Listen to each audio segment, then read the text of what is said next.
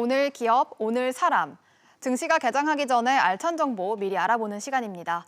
김대호 박사님과 함께하겠습니다. 박사님 안녕하세요. 네, 반갑습니다. 오늘은 어떤 기업과 사람이 화제가 됐는지 알아보겠습니다. 먼저 강성부 KCGI 대표와 한진칼입니다.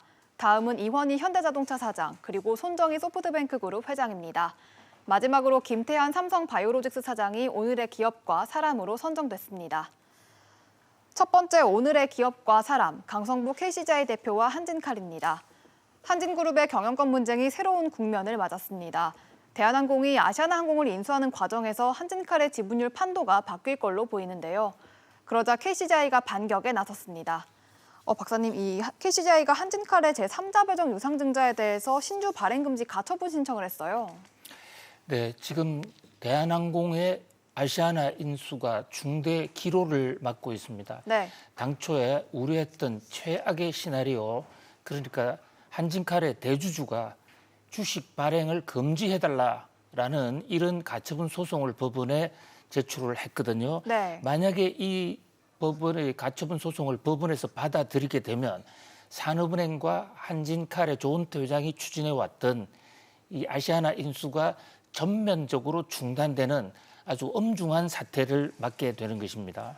네, 그럼 지금 현재 한진칼의 지분율 상황은 또 어떻고, 또 만일에 산업은행이 이 5천억 원 규모의 유상증자에 참여를 하게 된다면 지분율 판도가 어떻게 바뀌는지도 좀 설명을 해주시죠. 네, 현재 지금 산업은행이 아시아나를 대한항공으로 하여금 인수하도록 하는 그 방법이 한진칼에 8천억 원을 대주겠다는 거고, 네. 그 8천억 중에서 5천억 원은 유상증자를 통해서 주식을 매입하는 방법으로 지원하겠다. 그리고 나머지 3천억 원 비상금 대출 이런 방식입니다.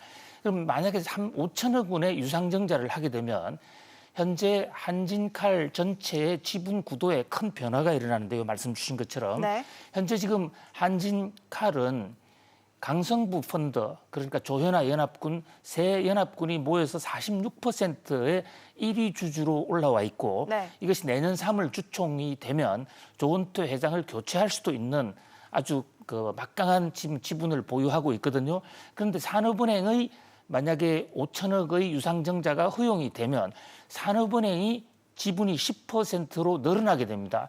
그렇게 되고 상대적으로 현재 1위 지분 대주주인 KCGI 연합군은 지분이 40% 초반으로 떨어지고 조은태 회장은 30%대 후반으로 떨어지는데요. 이렇게 되면 어느 누구도 절대 과반수를 갖지 못하는 1위 KCGI, 2위 조은태 연합군 이렇게 되거든요. 그러면 1위, 2위가 과반수를 갖게 되지 못하면 결국은 제3의 세력인 산업은행이 10%를 갖고 캐스팅 보트를 잡게 되는 것이에요. 네. 이 대목에 대해서 KCGI는 있을 수 없는 처사다. 현재 지금 우리 상법 418조에도 분명하게 기존 주주들에게 먼저 신주 인수권을 부여하고 있습니다. 그렇기 때문에 이 조항을 걸어서 KCGI는 그 가처분 신청을 내게 됐고, 현재 국제적인 추세로 놓고 보더라도 법원이 이를 과연 부인할 수 있을까 매우 주목되는 그런 순간입니다. 네, 지금 산업은행과 조원태 회장은 제3자 유상증자 방식에 문제가 없고 KCGI에게 대응을 하지 않겠다 이렇게 반응을 내놨죠. 네, 현재 지금 산업은행의 주장 또 조원태 회장 같이 지금 연합을 한 그 주장은 상법 418조에 분명히 주주들이 신주 인수권을 갖도록 하고 있지만 정관에 따른 규정이 있으면 이사회가 결정을 했을 경우에 이 신주 인수권을 제3자에게 배정할 수 있다라는 그 조항을 들고 있습니다. 그러나 이제 KCGI 측에서는 그것은 회사가 망해가는 아주 위급한 상황에는 그렇게 할 수 있는 예외 조항인데 현재 한진칼은 그런 예외 조항이 아니다. 그래서 꼭 이걸 통합하고 싶으면 그 산업은행이 한진칼에 돈을 낼 것이 아니라 대한항공에 돈을 내서 대한항공 보고 아시아나를 인수하도록 하면 된다. 사실 그게 이론적으로는 그럴듯하게 보이는데요. 그 결국은 조은태 회장이 반대를 하고 있기 때문에 결국 이 딜은 깨어질 수 있다. 그래서 결국 법원 가처분 판결에 모든 것이 걸려있다 이렇게 볼 수 있겠습니다. 네, 다음 오늘의 기업과 사람, 이원희 현대자동차 사장입니다. 화재 논란이 일었던 현대자동차의 전기차 코나의 차주 170여 명이 현대차를 상대로 집단 소송을 걸었습니다. 박사님, 차주들은 이 화재로 인한 리콜 때문에 중고차 가격이 낮아졌다면서 이렇게 집단 소송을 걸었어요. 예, 참 안타까운 일이 지금 연이어지고 있는데요. 전기차로 정말 갈 길이 바쁜 마당에 우리나라 현대차와 또 전기차 배터리를 만드는 세계 1위의 배터리 회사라는 LG 화학이 만든 이 전기차 컴비네이션에서 연이어 불이 나서 그 네. 코나가 이 리콜을 여러 차례 했습니다만은 그럼에도 불구하고 이 차주들은 현재 지금 코나 차를 쓰고 있는 사람들은 피해를 보았다. 단순한 운영의 피해뿐만 아니라 현재 코나의 중고차 시세도 크게 떨어져 있거든요. 그래서 그것을 물어내라라는 소송을 제기하기에 이르는데 이 또한 이제 법정에서 어떻게 받아들여지냐에 따라서 현대차와 LG의 경제적 부담이 상당히 커질 수도 있고 또 우리나라의 리콜 문화에 대한 새 관행이 될 수가 있다는 그런 점에서 주목을 끌고 있습니다. 네, 코나는 최근 이 전자식 브레이크도 먹통 논란에 일어서 지금 국토부 산하 연구기관이 조사를 하고 있죠. 그렇습니다. 이 악재가 겹쳐지고 있는 화불 단행이라는 이런 소구가 생각이 나는 그런 상황인데요. 네. 브레이크가 닿지 않는 바람에 결국은 차가 파손이 돼서 시속 150km로 공포에 질주를 했다가 결국은 충돌을 해서 차가 박살이 나는 이런 상황인데요. 아무리 전기차가 초기라고 하더라도 이런 이딴 사고는 앞으로 우리나라 자동차 산업의 발전에 상당한 걸림돌이 될 수 있지 않을까. 그런 면에서 오히려 현대차가 이번을 기회로 삼아서 적극적으로 소비자 보상을 해주는 방식으로 문제를 해결해 간다면 이 위기를 기회로 삼으면서 국제적으로 신인도도 높일 수 있지 않겠냐 그런 생각도 해봅니다. 네, 또 LG화학은 최근에 이 배터리 사업 부문의 물적 분할을 결정하기도 했는데요. 이렇게 계속해서 안전 문제가 불거지면 독립이 좀 어려워질 수도 있겠어요. 그렇습니다. 사실 현대차 입장에서는 억울하다는 지금 시각이에요. 현대차 잘못이 아니라 현대차는 전기차를 완벽하게 만들어냈음에도 불구하고 기본적으로 배터리 셀에 분리막이 잘못돼 있어서 거기서 화재가 일어난다라는 그런 시각이고 네. 국토부도 지금 기본적으로 최종 확정 판결은 아니지만 그런 시각이죠. 그런데 LG화학에서는 우리 잘못은 없다. 그래서 LG화학은 아예 대손 충당금도 쌓지 않고 있습니다. 그래서 이제 비용 충당금이죠. 네. 그런 차에 이제 미국에서도 제너럴 모터스가 LG 차를 문제로 해서 걸고 나오는데 LG는 말씀하신 대로 12월 초에 지금 배터리 회사 분리를 해야 되지 않습니까? 이 역시 대형 악재인데 이것을 정면 돌파를 하면서 고객들의 의사를 잘 좀 수용해 하는 것이 더 현명하지 않을까 이런 생각을 해봅니다. 네, 세 번째 오늘의 기업과 사람, 손정희 소프트뱅크 그룹 회장입니다. 요즘 국내와 해외 모두 코로나19가 다시 퍼지면서 또 봉쇄 조치가 일어나는 게 아니냐는 우려가 나오고 있습니다. 그런데 오늘의 사람인 손정희 회장은 이런 상황을 미리 예상하고 있어서 화제가 됐는데요. 박사님, 이 손 회장이 코로나19 2차 유행을 대비해서 올해 공격적으로 자산을 매각했다 이렇게 밝혔어요. 손정희 회장의 발언이 일파만파로 전 세계 금융시장에 큰 영향을 주고 있는데요. 네. 지금 막 끝난 뉴욕 증시의 주가가 떨어진 것도 손정희 발언이 영향을 미쳤다라는 그런 분석도 나오고 있어요. 네. 손정희 회장이 뉴욕 타임스와의 화상회담에서 앞으로 세계 경제가 상당히 어려워질 것이다. 두세 달 내에 대재앙이 올 수가 있다. 디자스터가 올 수도 있다. 이렇게 예언을 했거든요. 사실 이 기업인으로서 이런 대재앙 발언 이렇게 하기가 그리 쉽지 않은 발언인데 네. 아주 단언하듯이 세계 경제가 지금 좋지 않다. 특히 코로나 백신 때문에 사람들이 지금 착시 현상을 일으키고 있다. 코로나 백신이 곧 나올 것이라는 착시. 또 코로나 백신이 나오면 마치 코로나가 완전히 해소될 것 같은 그런 게임 체인저가 될 것 같은 그런 착시를 하고 있지만은 그러나 세상은 그렇게 녹록치가 않다. 이제 그런 지적을 하고 2008년도에 글로벌 위기 같은 그런 대형 위기가 올 수도 있다. 그래서 자기는 현찰을 마련하고 있다. 이런 충격적인 발언을 했습니다.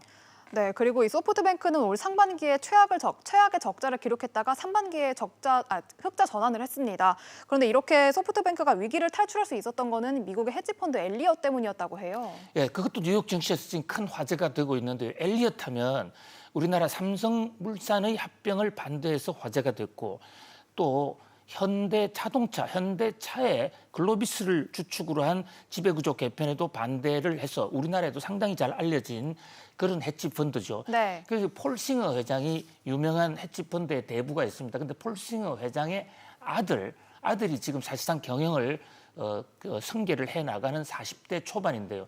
이 아들하고 손정희 회장이 지금 손을 잡았다. 그래서 서둘러서 자산을 매각했다. 그래서 세계 경제가 어려울 걸 생각하고 먼저 자산을 매각했고, 자산을 매각하다 보니까 스프린트 같은 회사, 그 모바일 이런 미국의 그 모바일 회사들을 독일에 넘겼지 않습니까? 네. 그다음에 또 컴퓨터 이 반도체 제조회사 이런 것을 넘기다 보니까 거기서 적자 회사가 떨어져 나가서 3분기에는 흑자가 됐어요.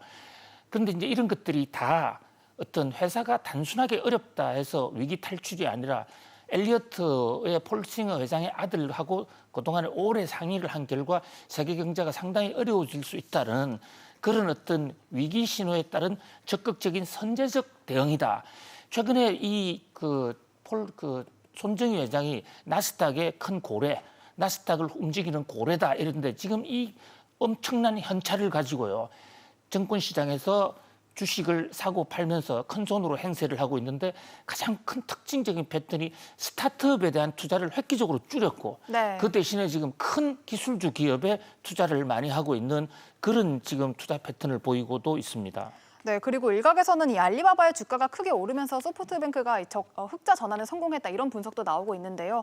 그런데 요즘 이 알리바바의 자회사인 엔트그룹의 상장이 무산되면서 이제는 알리바바를 버려야 할 때다 뭐 이런 지적도 나오고 있어요. 그렇습니다. 알리바바에 투자를 해서 손정희 회장이 사실 큰 돈을 벌었습니다. 최근까지만 해도 알리바바에 이사직을 하고 있었고요. 네. 그런데 이 알리바바에 대해서도 지금 지분을 급속하게 줄이고 있어요.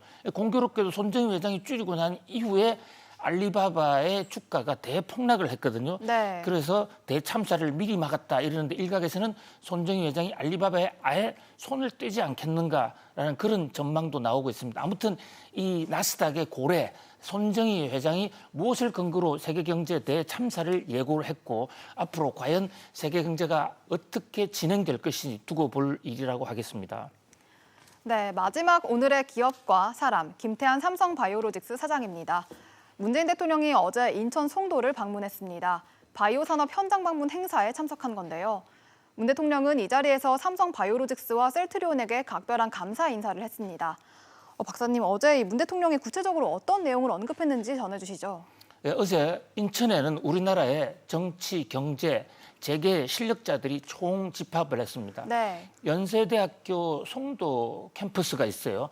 그 캠퍼스에서 우리나라의 K바이오를 획기적으로 일으킨다는 그런 행사를 했습니다. 사실 그 내용은 삼성바이오와 셀트리온이 인천에 대대적으로 이 의약품 제조 시설을 만든다는 게 있고 이것은 우리가 오늘 기업, 오늘 사람을 통해서도 여러 차례 소개해드린 내용이에요. 네. 삼성바이오가 제4공장을 만들고 또 셀트리온이 신축 공장을 만들어서 그야말로 인천이 세계적인 바이오 제약 산업의 허브가 되는 것 같은데 사실 어떻게 보면 정부는 이제 이 기업들이 차려놓은 상에 가서 이제 그 자기 밥그릇을 하나 얹었다 이렇게 볼 수가 있는데 여기 네, 어제 관계부처 장관들도 참석을 해서 뭐 삼행시도 했다고 해요. 그렇습니다. 이 장관들 삼행시가 또 주목을 끌었습니다.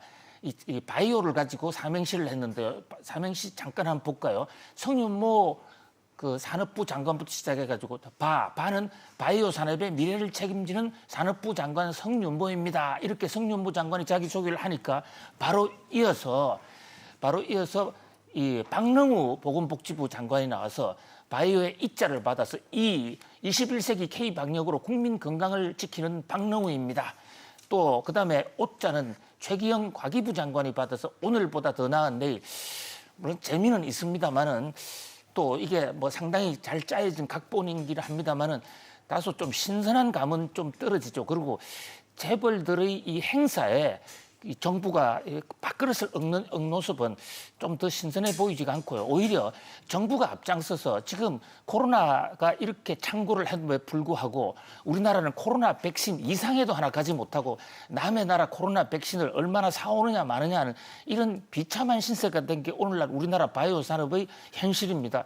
이를 혁파하려는 정부 주도의 어떤 계획이 나왔으면 더 좋지 않았을까 이런 안타까운 생각을 해봅니다. 네, 삼성바이오로직스는 어제 세계 최대 규모로 지어질 공장, 말씀해주신 공장의 착공식을 어제 인천 송도에서 열었습니다.